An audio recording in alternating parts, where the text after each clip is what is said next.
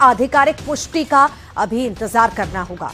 सामने आई तस्वीरों में तेज बहाव के बीच घर, दुकानें, गाड़ियां बहती आपको नजर आ रही होंगी।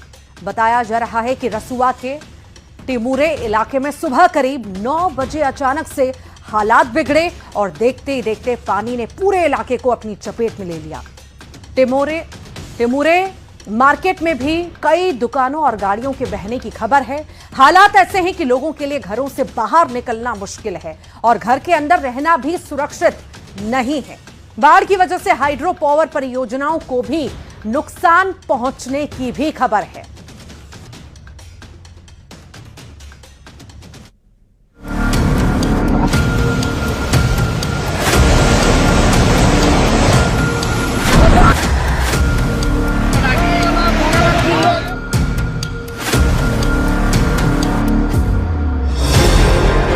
तैरती गाड़ियां, पानी के सैलाब में धराशायी होता घर। ये तस्वीरें नेपाल की हैं, जहां कुदरत का ऐसा कहर टूटा कि पानी नहीं, मौत का सैलाब सड़कों पर दौड़ पड़ा। दरअसल तिब्बत की सीमा से लगे इलाके में अचानक बाढ़ आ गई। बाढ़ का सैलाब रसुआ में दाखिल हुआ और कई घरों, गाड़ियों, सड़कों को साथ बहा ले गया। चंद सेकंड के अंदर सैलाब ने पूरे शहर को समंदर बना दिया। रसुआ के पहाड़ी जिले में स्याप्रू बेसी और तिमिरे इलाका मलबे में तब्दील हो गया। अब इन तस्वीरों को देखिए जो जल प्रलय की गवाह हैं। तिब्बत की ओर से भोटेकोशी नदी में आई अचानक बाढ़ ने नेपाल के रसुआ जिले में भारी तबाही मचाई। टिमुरे बाजार, कस्टम क्षेत्र, 3 पुलिस चौकियां, कई गाड़ियां और हाइड्रो पावर प्रोजेक्ट बाढ़ में बह गए। पहली तस्वीर में देख सकते हैं कि सैलाब में पुल बह गया, तो वहीं दूसरी तस्वीर में हाइड्रो पावर प्लांट तबाह हो गया। बताया जा रहा है कि मलबे में करीब 4000 लोग दबे हैं। इन तस्वीरों में आप देख सकते हैं चारों तरफ तबाही का मंजर है। तिब्बत की ओर से आई अचानक बाढ़ ने नेपाल के रसुआ जिले में भारी तबाही मचाई। लेंदे खोला के भोटेकोशी नदी में आई अचानक बाढ़ से टिमुरे बाजार और रसुआ सीमा नाके के कस्टम क्षेत्र को व्यापक नुकसान पहुंचा। बड़ी संख्या में गाड़ियां और अन्य सामान बाढ़ के तेज बहाव में बह गए। कई जल विद्युत परियोजनाओं और बस्तियों को भी नुकसान पहुंचने की खबर है।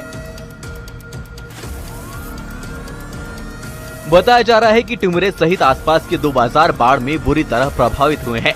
रसुआ भंसार क्षेत्र में बड़ी संख्या में गाड़ियां और अन्य सामान मौजूद थे, जिन्हें बाढ़ अपने साथ बहा ले गई। पिछले साल की बाढ़ में क्षतिग्रस्त हुए स्थान पर ही हाल ही में बनाया गया नया पुल भी इस बाढ़ के तेज बहाव में बह गया। चलिए अब आपको ग्राफिक्स से समझाते हैं कब और कैसे आई बाढ़। बुधवार सुबह करीब 9 बजे अचानक आई बाढ़। तिब्बत की सीमा से लगे इलाके में अचानक बाढ़। तिब्बत से बेहिसाब सैलाब निकला। बाढ़ का सैलाब नेपाल के रसुआ में दाखिल हुआ। टिमुरे बाजार की बस्ती को अपनी चपेट में लिया। निचले तटीय इलाकों में जल विद्युत परियोजना बह गए। बाढ़ की भयावहता का अंदाजा इसी से लगाया जा सकता है कि बाजार और सीमा क्षेत्र में खड़े कई गाड़ियां पानी के तेज बहाव में बह गए। स्थानीय स्तर पर बड़े पैमाने पर नुकसान की जानकारी सामने आई है। बाढ़ का असर रसुआ से आगे नुवाकोट तक भी पहुंच गया है। रसुआ में बाढ़ और संभावित खतरे को देखते हुए काठमांडू से रसुआ, नुवाकोट, चितवन और दादर जाने वाले गाड़ियों की आवाजाही रोक दी है। Bureau report, news 18।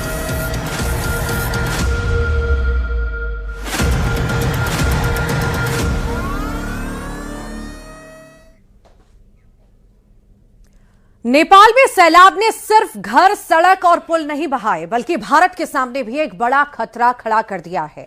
नेपाल से भारत आने वाली नदियों के जलस्तर पर नजर है।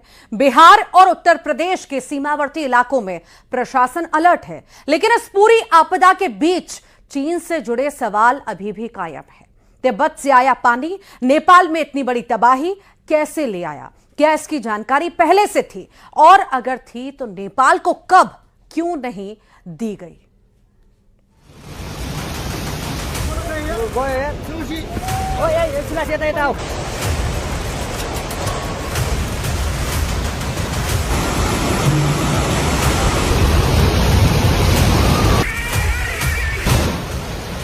नेपाल में आई बाढ़ के कई वीडियो सामने आए हैं, जिसमें गाड़ियां बह रही हैं, पुल टूट गए हैं, लोगों के चीखने और चिल्लाने की आवाज सुनी जा सकती है।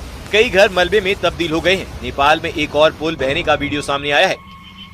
तिब्बत से आए सैलाब में मालेकू में बना पुल तिनके की तरह बह गया। ये पुल धादिंग बेसी का लाइफलाइन कहा जाता था। बाढ़ के पानी ने तिमोरे और स्याफ्रू बेसी इलाके में भारी नुकसान किया। कई गाड़ियां, सामान और दूसरी संपत्तियां पानी में बह गईं। एक पुल भी टूट गया। तिब्बत से आई बाढ़ का पानी नेपाल के रसुआ जिले में घुसा तो आसपास के पेड़ों को चपेट में ले लिया। बाढ़ के बाद नेपाल के कई जिलों में अलर्ट जारी किया गया है। इस भयानक प्राकृतिक आपदा के बाद चीन की मंशा को लेकर सवाल उठ रहे हैं। सवाल है कि क्या चीन ने नेपाल को बाढ़ की जानकारी दी या फिर चीन ने तिब्बत से आने वाले बाढ़ की जानकारी नहीं दी? आखिर चीन ने नेपाल से क्यों छिपाई बाढ़ की जानकारी? क्या भारत के कुछ हिस्से खतरे में हैं? जिस तरह से नेपाल में बाढ़ आई है, इससे एक सवाल ये भी उठता है कि क्या इसके लिए चीन जिम्मेदार है? चीन की लापरवाही का असर खुद उस तक जाने वाले रास्तों पर भी पड़ा है। बाढ़ के खौफनाक वेग ने नुवाकोट को चीन के बॉर्डर से जोड़ने वाली 42 किलोमीटर लंबी अहम सड़क को पूरी तरह से खत्म कर दिया है। इसके बह जाने से रेस्क्यू ऑपरेशन में भारी दिक्कतें आ रही हैं। मौसम वैज्ञानिकों की माने तो रसुआ में पिछले 24 घंटे में 7 मिलीमीटर से ज्यादा बारिश नहीं हुई। इसलिए बाढ़ की वजह स्थानीय बारिश नहीं मानी जा रही है। सवाल ये भी उठता है कि नेपाल में तबाही से भारत में क्या असर पड़ेगा? तिब्बत में ग्लेशियर फटने से तबाही आई। नेपाल के रसुआ की तरफ बढ़ा बाढ़ का पानी। नुवाकोट, धादेड़, गोरखा, चितवन तक असर। भारत के सबसे करीब नेपाल के चितवन की सीमा बिहार के पश्चिम चंपारण से सीधे लगती है। चितवन की सीमा पश्चिमी चंपारण के वाल्मीकि नगर तक हो सकता है असर। निचले इलाकों में बाढ़ का खतरा बढ़ सकता है। भोटे कोशी नदी का पानी अचानक बढ़ने से टिमुरे और स्याब्रू बेसी इलाके के कई घरों, बाजारों और दूसरी संपत्तियों को नुकसान पहुंचा है। तेज बहाव में वाहन और सामान बह गए, जबकि एक पुल भी टूट गया। रसुआ में एक हाइड्रो पावर प्रोजेक्ट भी बह गया। अब तक कई लोगों की मौत हो चुकी है। टिमोरे बॉर्डर पोस्ट पर तैनात कई पुलिसकर्मी लापता हैं। रेस्क्यू में